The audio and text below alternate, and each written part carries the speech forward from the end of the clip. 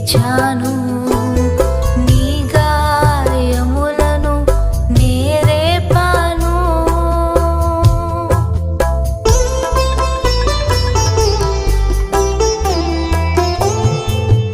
నా పాపమే నన్ను వెంటాడెను.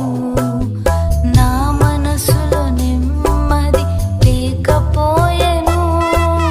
నీ చేయి నీ విడిచాను.